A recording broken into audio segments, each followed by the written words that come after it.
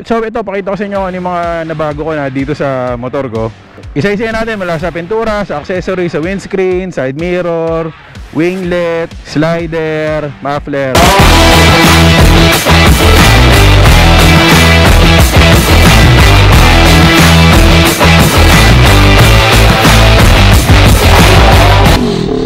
Alright, what's up? Moto Visuals here. Bagong taon na, Happy New Year sa inyong lahat. 100 na lang, 10,000 subscribers na tayo. Salamat sa lahat ng mga sumusuporta simula hanggang sa eto, yun, magte 10,000 na nga tayo. Ito, mabilis lang to dahil bagong taon. Ipapakita ko lang sa inyo kung anong mga bago dito sa Ninja 400 ko ngayon. So ipapakita ko sa inyo yung transformation niya mula dun sa stock nung nakuha ko to hanggang sa nag-transform na nga siya dito sa Ninja 400 2001 Japanese edition. Yan, syempre inspired lang. Hanap lang tayo ng magandang pwestuhan, no? Pakalan ba? Thank you.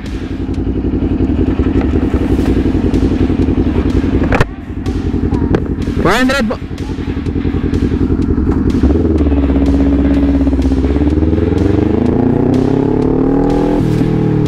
So ayun, nabot na ako. Sige, maiksing expressway lang to.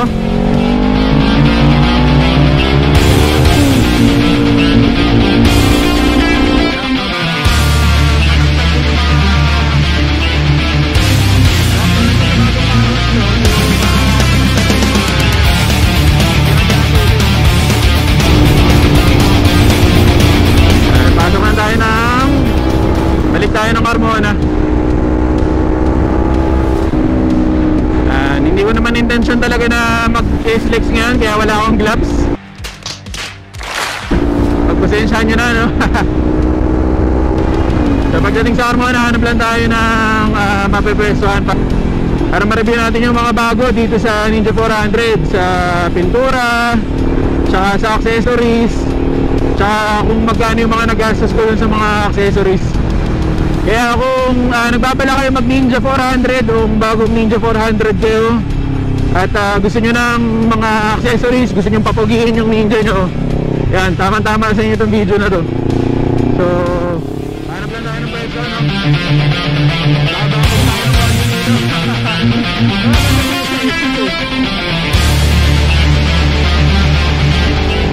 Exit ka na lang, may libre pang banking. Dahil nandito na lang tayo, kung isa kayo sa mga walang sawang nagtatanong kung pwede ba sa Expresso yung Ninja 400, pwede. Naka-RFID pa to.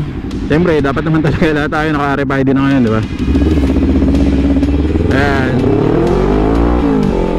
Carmona.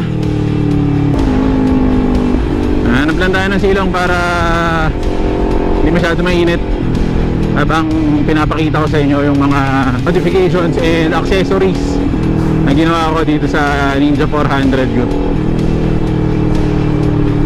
Alright, so ito, medyo lumayo na tayo ng konti para wala masyadong sasakyan, no? Dito na natin titignan yung mga upgrades na ginawa ko dito sa motor. Okay, so pakita ko muna sa inyo ng kabuuan. Ito na siya.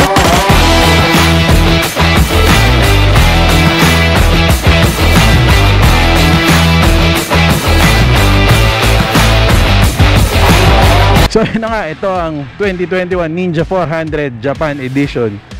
Siyempre, inspired lang. So ito, pakita ko sa inyo ano yung mga nabago ko na dito sa motor ko.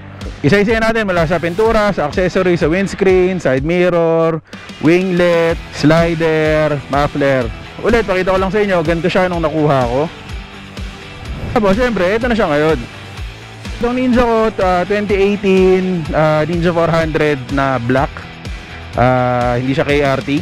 Kasi nung wala pa akong Ninja 400, nung nagtitingin-tingin pa lang ako, nagandahan talaga ako nung nakita ko yung 2021 Japan release na Ninja 400. Ganda siya. So ito yung colorway niya. Ginaya ko lang. Hindi ko lang sinunod yung dito sa may buntot na may white din. Tsaka yung rim decals, may pula siya. Tsaka dito alam ko meron din yun sa harap eh. So yun, hindi ko na yun sinunod. Pero overall, gusto ko talaga makuha yung itim, puti, tsaka pula. Ayan, kitang-kita nyo naman. Bali ang nagastos ko dyan sa pintura, so itong mga fairings niya na puti, tsaka pula, nagastos ko dyan ay 3,000 pesos.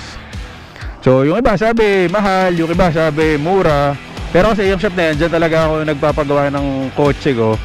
Kaya malapit lang, pwede kong bisitahin, pwede kong bantayan yung gawa. Kaya doon na lang ako pumunta. Okay, itong part na to, so decals yan, katulad pa rin dun sa Ninja 400 sa Japan. Black, red, tapos itong white na to, yun na, yung pintura na yan. So Ninja, ayan, sinasabi ng iba, Ninja. Kasi hindi nga naman buo yung J. Pero wala akong pakialam sa inyo. Ayan, ganyan kasi itsura niya talaga dun sa Japanese version. Nagastos ko din sa decals na to, ito, kabilaan yan ay 600 pesos lang. Palagay ko medyo mura na yan para sa dito sa part na to kasi cut out yan eh. Customized talaga yan, hindi yan kumbaga hindi yan naka-print. Itong white na to, yung puti na talaga ng motor yan. So 600 pesos nagastos ko dyan. Dahil nandito na rin lang tayo, ito isa sa pinaka-importanting accessory to pag bibili kayo ng motor or ng big bike lalo na, ay yung frame slider. So itong frame slider na to, nabili ko lang to ng 2,000 pesos kay Makinista Garage. Ayan, tropa yan, taga Imus, Cavite. Sa frame slider, yung iba ang gusto yung pahaba, yung parang sa GRX, yung parang pahaba na mas mahaba ng konti dito, alam ko hanggang dito yun eh. Pero ako, ito talaga yung una kong tipo na nagustuhan eh, itong pabilog. Medyo malaki yung contact point niya kasi mas bilog na ganito. Tsaka para sa akin mas maganda, diba? Kanya-kanya namang trip yan. Ulit, ito ay 2,000 pesos kay Makinista Garage. Isa rin to sa pinakamura na nakita ko na frame slider. Kasi kung di ako nagkakamali, yung ibang brand eh nasa 3,000, nasa 5,000. Ang kabit nito ay meron siyang screw dito na panghigpit, tapos may tubo dito sa may loob na nakarekta sa frame. Kaya nga tinawag na frame slider.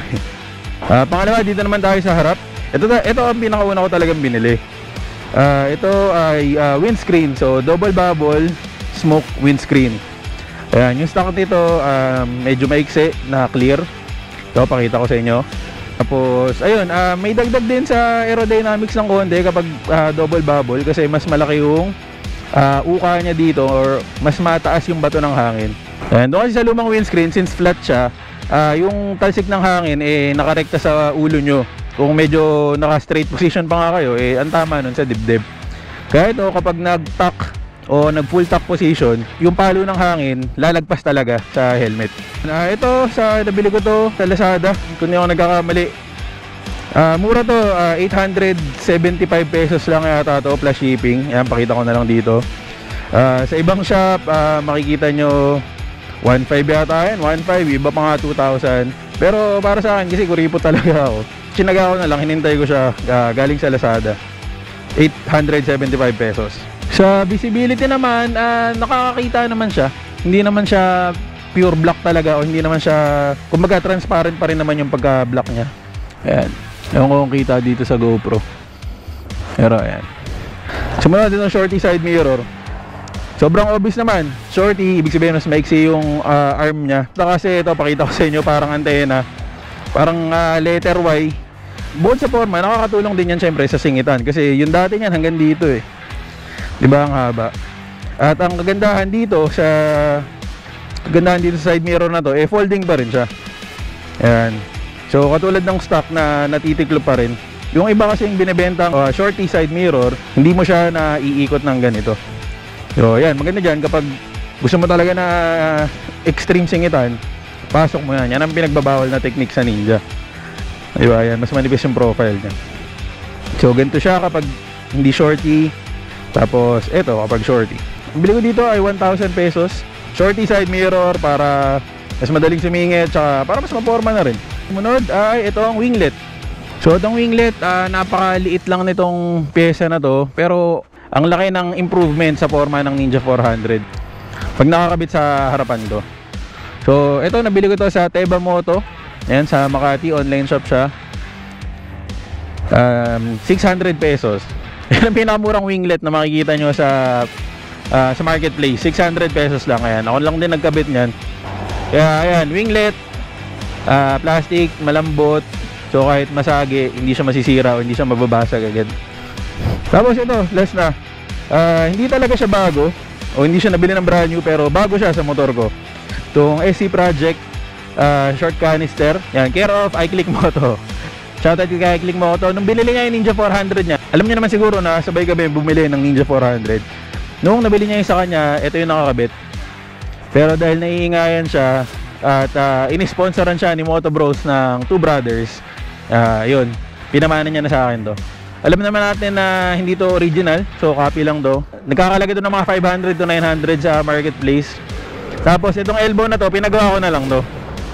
So pinagawa ko to sa isang shop dito sa malapit lang sa amin, sa may Langgam, San Pedro, Laguna. Kaya naman nagastos ko yan, 400 yata, 300 o 400. Pero bala ko rin naman palitan to ng medyo tahimik kasi nga maingay naman talaga. Ito pala, pahabol. Rear spool. So ayan, ang silbi ng spool para sa mga hindi nakakalam, parang slider din siya. Yung sa kabilang side kasi ito unang tatama dito talaga yung muffler at pangkabit sa paddock stand. So ayan, dito magkaklamp yung paddock stand. Ayan, ito pala sponsored doon ni Moto Bros. Ayan, shoutout kay Moto Bros. Salamat din sa napakalupit mong rear spool. Kaya yun, nakita nyo naman ang transformation ng Ninja 400 ko. Syempre galing sa all black. So ngayon 2021 Ninja 400 Japan inspired na siya. Plus yung mga accessories natin, windscreen, shorty side mirror, winglet, slider, at saka yung muffler niya.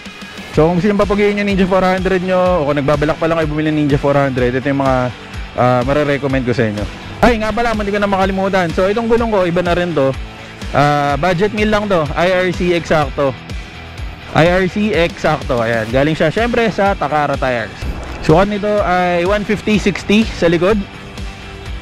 Yung iba nagwa 160 sa likod pero medyo nagdo-donut na siya. Charap naman ay 110/70. So ayan, para sa akin sakto lang siya. Tsaka itong gulong na to, isasabak natin yan sa racetrack. Abangan nyo sa katapusan ng January, pupunta tayo ng Clark International Speedway. So first time na may ipasok nito sa racetrack. First time ko na makakapag-racetrack. Kaya abangan nyo yan. So ayan, sana nakatulong sa inyo to. Kung nagbabala kayong papugiin yung Ninja 400 nyo sa abot kayang halaga. Nakita nyo naman yung mga kinabit ko dito, yun talaga yung mga pinakamura na makikita nyo sa marketplace. Yan ako, ipabash na ako dahil sobrang kuripot ko. Pero itong presyo pa lang kasi ng motor, hindi na to maliit para sa akin. Hindi man ako mayaman. Ayan, so inabutan na ako na full yung memory card ko. Ayan, tignan nyo. So, sana nagustuhan nyo itong video na to. Kung hindi ko pa nakakapag-subscribe, please subscribe to Moto Visuals para sa mga malulupit na motorcycle related content. Susunod nating video, review ng MT Targo. So MT helmet top 9 yan sa buong mundo. Siyempre salamat sa sponsor natin, Spider Philippines. Ay, oo nga pala, paparapol ako ng helmet. Abangan nyo na lang yan sa susunod. Salamat sa mga nanood. Moto Visuals out.